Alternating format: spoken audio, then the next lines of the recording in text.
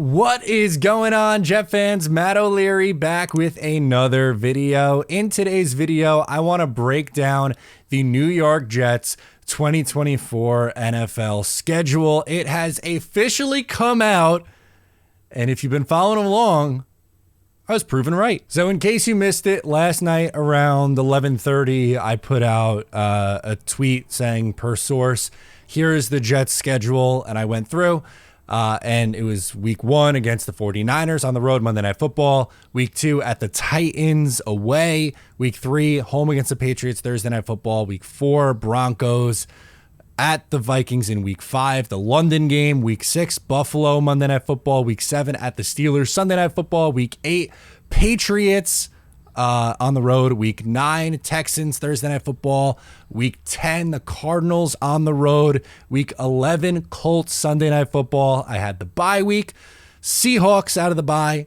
Dolphins at home. Put a pin in that for a second. At Jaguars versus Rams. At Bills, at Dolphins to close. Now, we would later find out. So I tweeted that out last night. Later would find out in the late morning, early afternoon that the New York Giants were hosting a game at home against the New Orleans Saints. So what I did was I went back and tried to do some digging, and I said, I think this is what it is. I think those two games are flipped. So it's going to be the Dolphins on the road in week 14 and the Dolphins at home to close out the season. And that's exactly how it ended up being. So there is your New York Jets schedule, with the Dolphins instead on the road at week 14 and at home for the New York Jets at week 18. So let's go through and talk about each one of these games. That's what we're going to do here. We're going to do the patented win, loss. What do we think? First thing that jumps out, actually, before we even do any of that, is just the number of primetime games that the New York Jets have.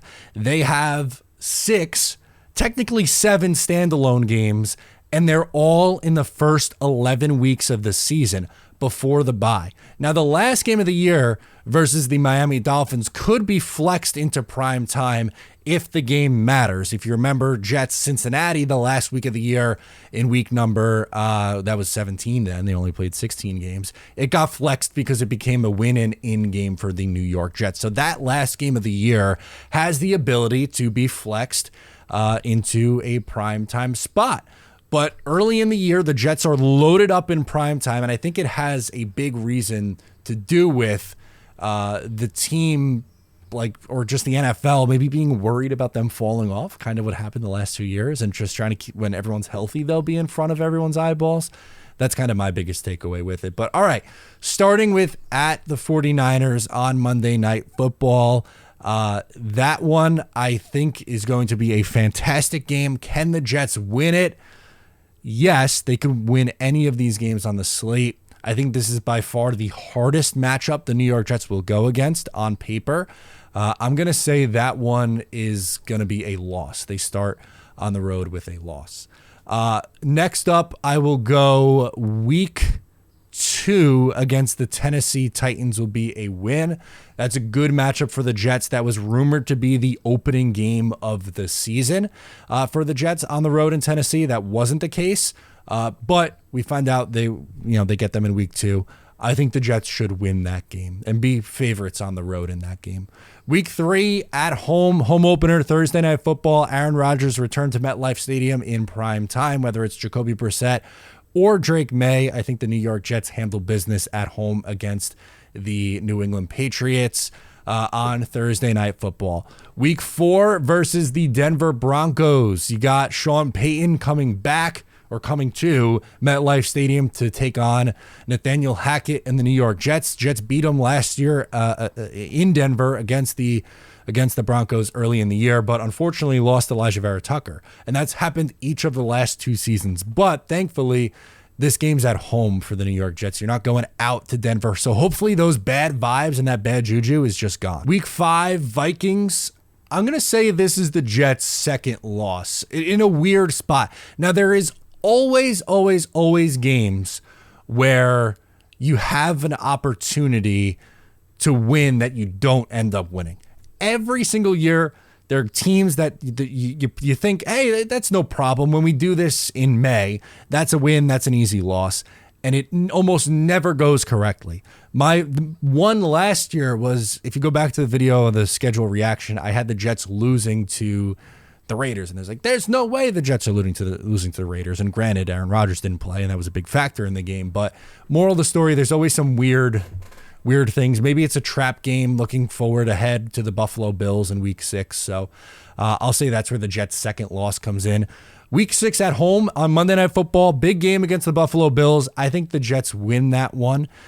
In again, a really tough matchup against the divisional opponent, but they've handled Josh Allen very, very well over the last few years. Week 7 at Pittsburgh Steelers, Sunday Night Football.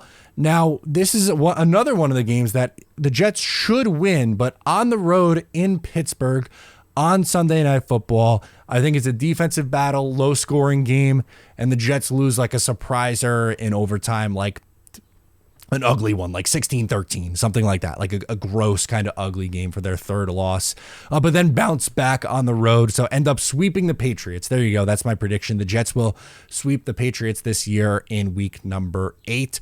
Short week against the Houston Texans. That is an incredibly tough matchup.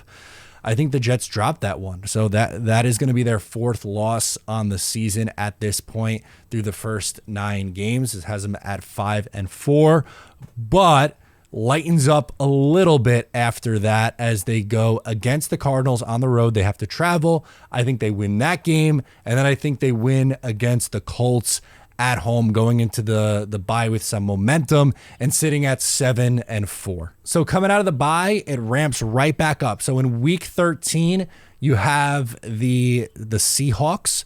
That is a game that I think the Jets should win. They're traveling across the country. I think that's one that the Jets handle business and they win. Week 14 on the road against Miami. I think they drop the game on the road against Miami, but then win against the Jacksonville Jaguars the following week. I think the Jags are a team that's slightly overrated. I think they'll beat the Rams at home. That's a good game, though. Rams are a team that's going to be slightly underrated. I think they're going to push for a playoff spot again, just like what they did last year. Week 17 against the Bills. I'll have the Jets split with Buffalo. So that'll be the Jets' 6th loss on the season. And then a Week 18 matchup, Jets-Dolphins. I think this is a game that is going to be for the division and has a very, very good chance to be flexed into prime time.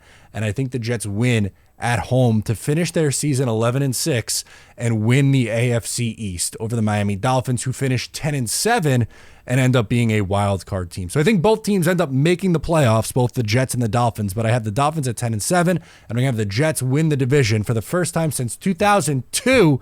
I wasn't even watching football then.